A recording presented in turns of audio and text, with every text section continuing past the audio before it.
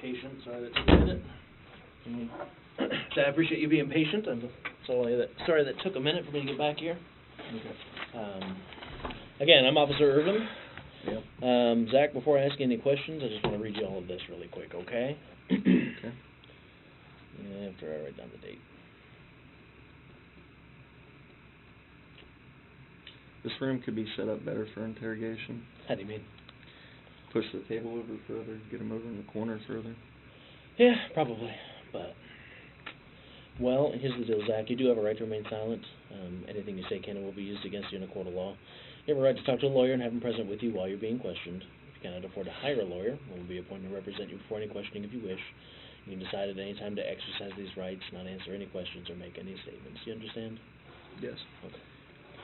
Is this being recorded? I'd like to request that this be recorded. It is. Okay. Zach, if you do understand your rights, I'm just going to have you initial there and sign there. That's not admitting anything. It just means that you understand your rights as I gave them. Okay. How are we being recorded? Is audio being recorded? Yes, that's what that little thing right there is. Oh, handy. Perfect.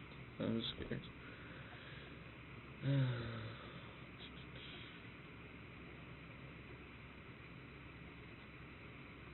And of course, I maintain the right to terminate this interview at any time. Well, you were in my custody, but that's fine. I guess I sign here. Yeah, that'd be great.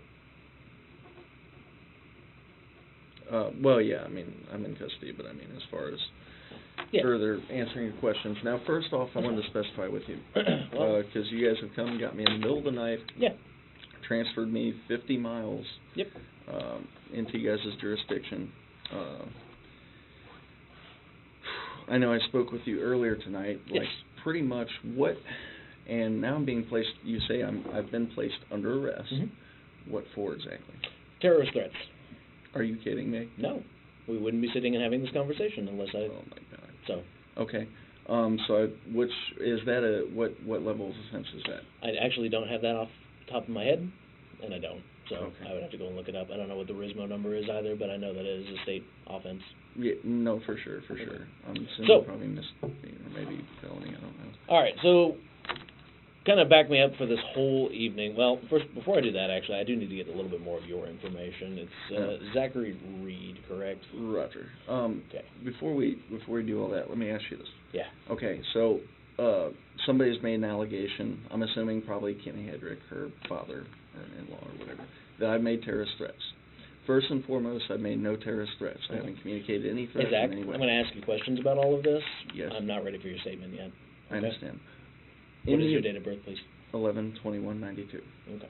And I need your social security number, please. 500-06-3946. Okay. And what is your current address that you legally like where you're staying? It is 410 East 10th Street. Okay. And that is in Herman, Missouri. What's your zip code there? 65041. 6505. Okay. And what's the phone number for you? It is 573 508 8182. Is that a cell phone or a home number? Cell phone. Okay. And where are you currently working? Currently, I work a number of places. I'm working for Dan's Grounds Maintenance. He does all the housing contracts up here in Jeff City. Me and him also have a joint business venture called ZSR Housing, LLC. I started a private investigative service, but I'm not licensed yet, so I can't really do much until I do that, called Raven Investigations, LLC. I manage a nonprofit called Justice for Osage County. What is that about? Basically, we're filing a federal civil rights lawsuit against Osage County, Missouri, a class action based on everything that happened during the Sheriff Dixon administration. During what? Everything that happened during the Sheriff Dixon, Michael Dixon administration. I gotcha.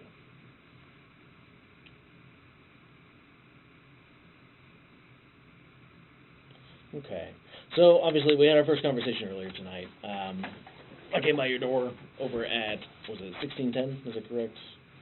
Jefferson Street? 1016 Jefferson Street is... Yeah, sorry about that. Yeah. Yeah. Now, is that a house that you own, or Basically, ZSR Housing owns it, and then Okay. I own ZSR Housing. Actually, I got ZSR Housing owns half of it, and Danny Browner owns the other half. Oh, okay. So it's kind of like a joint business venture that me and him have. Gotcha. And is that place currently for rent, or does Savannah live there? Savannah resides there. She's the current tenant. Okay, and she's Savannah, is it Savanah, or is there an H at the end? I believe so. You had it right. Okay, what's her last name? Harmon. Harmon. Now, she's a tenant of yours, but what's your other status as far as, like, your relationship between you two? Well, we just found out she's pregnant. Okay. And, she's my girlfriend, yes. Okay. It's kind of recent, and yeah, all of a sudden she's pregnant. Which part is recent, like the becoming the girlfriend, or the... That she's my girlfriend, and the pregnancy, we just learned about that 2 days ago. Oh, okay. Well, like I said before, congrats on that. I do mean that. I appreciate One dad that. to... Do you have any other kids? No. How old are you? 26. 26. Oh, okay. Gotcha. I think I had my first kid at, like, 23, and my second one at 26, so... Yeah. How old are you? I don't know. I feel like I'm 60, but no, I'm 32, so... Nope. So 32, and I have, like, a 10-year-old, so... I understand.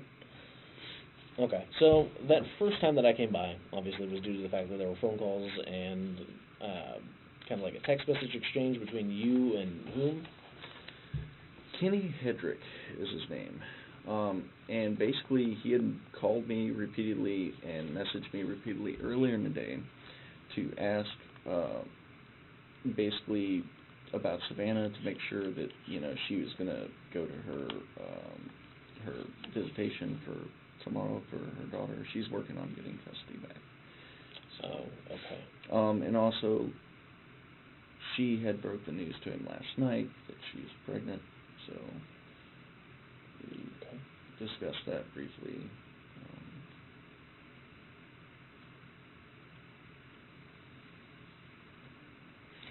And then I told him that he said that that he felt that I was scared or something because I wouldn't contact him because I kept ignoring his calls because he called me like 20 or 30 times in a row. And there's been a big argument. Scared about what? That I was scared of him. About, I mean, for what, in what way? I don't know. He just stated that he thought that I was scared of him because I was kind of a pussy, is what he said. I think that's roughly the wording.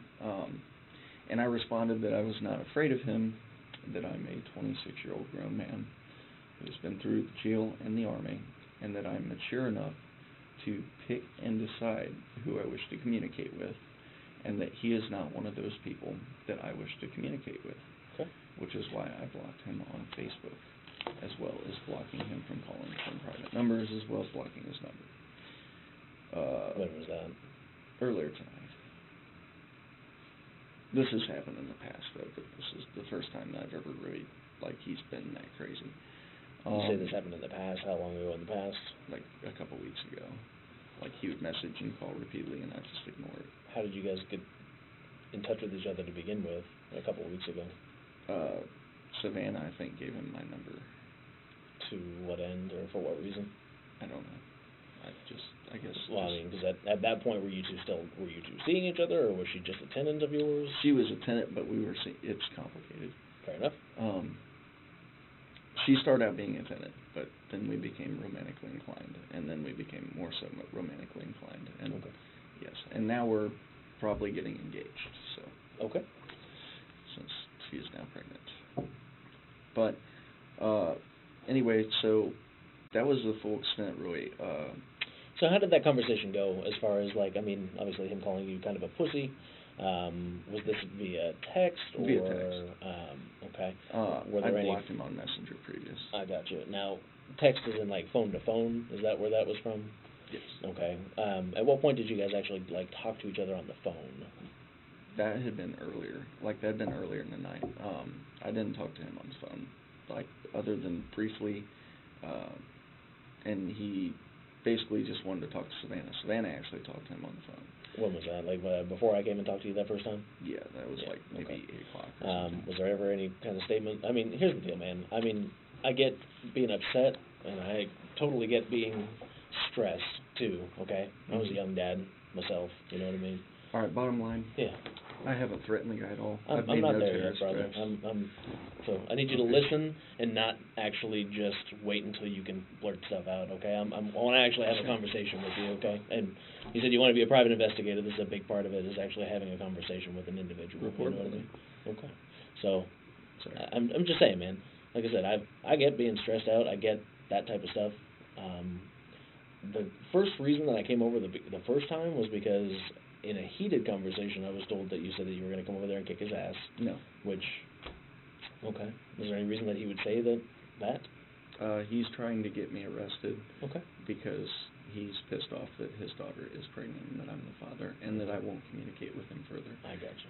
Now, how is Savannah's mom? Like, what's your relationship with her? I don't really have much of one with her. She, like, she emailed me, or not emailed me, but she text messaged me earlier and asked me to call Waterloo Police Department saying that Kenny was, like, on some crazy thing and that he wasn't going to stop until we were all in jail type thing. Who said this? Amy Bryant, that's Savannah's mom, Okay. and she lives with Kenny. She knows that Kenny's crazy. Okay. Like, she... So how did Amy communicate this to you?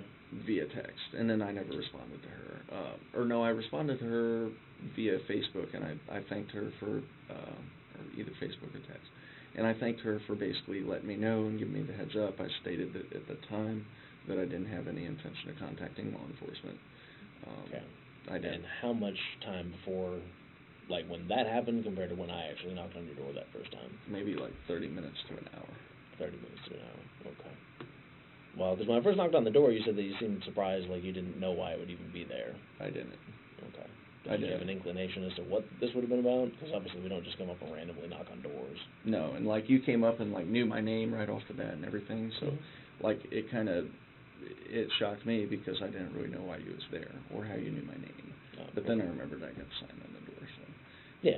But then you said something about Kenny, because Kenny in the past has, like, basically that's his go-to is he said, I'm going to call the cops. But there's, like, no threats made whatsoever. The dude Okay. is just crazy. Like, he tried to make his daughter a missing person, like, when she first came here Okay. to Jeff City and started running for me. And we actually had to do a non-disclosure agreement because she was supposed to seek out and obtain a restraining order against Kenny. Okay. And she told me he was crazy, and I didn't really believe her because, like, I don't know, it's kind of hard to comprehend that somebody that's, like, articulate could be batshit crazy, but that's him. That's his thing. So, anyway, yeah, that was the whole separate thing or whatever. So, he's like... But you said that Amy's, like, she doesn't really seem to have any problem with you, any beef or whatever. She's actually helped you, I guess, in the past. She told me to call Waterloo PD. Yeah. Now, Kenny's like, I don't know what they got going on. Like, he gets crazy, and she's, like, afraid of him, and, like, he was trying to run her out of the house, apparently. Okay. Or something like that. That's happened in the past, but then I guess they worked it all out, because, like, Kenny goes through different stages. Like, he'll be completely crazy, then he'll take his medications and things, and he'll be normal, then he'll be crazy. In her case, she's got bipolar disorder, so she's kind of crazy too. And I didn't know that actually until Savannah told me that, like, the last time that they were on visitation, that she was extremely disruptive, which is why she requested to have visitation moved to the house of the lady that has custody of her daughter now. Okay. And they just found that out today. So, of course, Kenny and Amy was blowing her phone up earlier, like, hey, what the fuck, you know. So they kind of were battling it out, and she kept saying, please stop calling me, and she started breaking down in tears, and I told her maybe we should get a restraining order. But she didn't really want to get a restraining order against her dad because she knows he's sick. Okay. So, kind of moving forward, after I left that first time, what happened in the house after I left? Not much. Like, the whole reason I was up there is because the stove caught on fire. And, like, it's electrical. I can't really do nothing about that. So I went ahead and went to leave. Savannah wanted to come with me because she doesn't feel comfortable being at the house since the wiring from the stove fucked up. But the circuit breaker's disconnected. So. Were there any phone calls or anything made in any of that time? no phone calls back and forth between me and Kenny or between me and Amy Bryant. As a matter of fact, I think the only person that I talked to may have been my friend Mikey Hopkins, and it wasn't nothing about anything like that. Okay. Well, obviously, I talked to Savannah before I talked to you, okay, and she did mention about the phone call that was made. Oh, Okay. she had contacted using her phone. Okay. She called her mom. Okay. And her mom, I guess Kenny answered, and not her mom. And like I was in the next room when she did it, and I overheard it. And basically, I guess Kenny answered, said a bunch of crazy shit. She said, "Please just leave me alone. Please just leave us alone." And then she broke down and started crying. She said, "This is why I feel like killing myself." And then she hung up. I gotcha. Okay. Well, this is the reason that we're sitting here and talking now, is because the conversation that I've had with them being both Kenny and Amy, is that it was actually you that had called using Savannah's phone. Okay. No. Is there any reason that Amy would be telling me that this is the case? Amy's Of her own accord. Of her own accord. No. No, not at all. Because Amy is not like, she's not crazy. So. Right. And she doesn't strike me as it. You know what I mean? Yeah. And from what you've told me is that she seems like she's completely with it. She's, cognizant. She doesn't sound intoxicated. She doesn't sound like she has any issue whatsoever.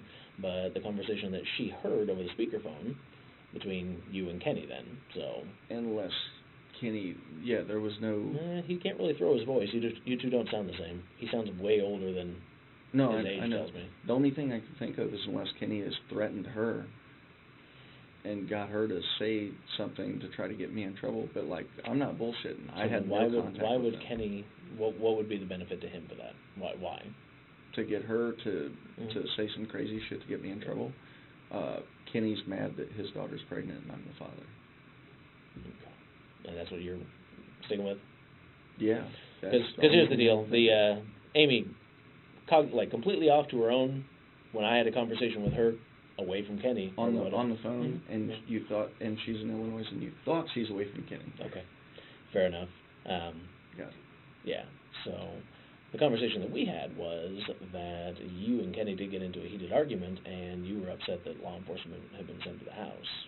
No, I didn't talk to Kenny at all. After you guys left, I had no contact whatsoever with Kenny. I never talked to him telephonically or via text message. Okay. So Or via all email of the search warrants we're doing on the phones and all of that is not going to show that there was any kind of communication between anybody or anything like that? It will prove exactly what I'm saying. Okay. That I never had any contact with him. You can go ahead and. So why would they be both saying, or well, not both, but why would Amy be saying that you made a threat that you were going to come down to Illinois and do harm to them? But I never made that threat, and I never communicated with them at all after your arrival. I'm not stupid. I can tell. You've been through this before. What are you on probation for? Possession of equipment having reasonable cause to believe that the equipment could be used to manufacture a controlled substance. So basically, like possession of all the precursors. Oh, so that didn't happen either, though. Oh no! There was a whole thing there. You see, I got back from overseas and gotcha. pretty much got fucked around So, by the Dixon administration. I got you. So basically, you're saying that another jurisdiction, and the reason that you're on federal probation right now is because of a incorrect investigation on their part. Is that correct? Oh yeah. So Which this is has why happened I'm to you. suing them. This has happened to you several times. Just to give you an idea, Yeah. 12 months into my federal pretrial detention, they Yeah. offered me time served. They said, if you plead guilty, we will let you go home next week with time served. Okay. Alternatively, we're going to supersede your indictment with a 30-year minimum mandatory. Okay. I continue to sit in county jail of my own free will for an additional 20 months after that. A total of 32 months I sat in county battling my case as a pretrial detainee before finally, 4 days before trial, third attorney gave up and I gave up. Yeah. So this is the part that's going to screw you on this, is after our initial conversation and then you had that other conversation and then you guys were going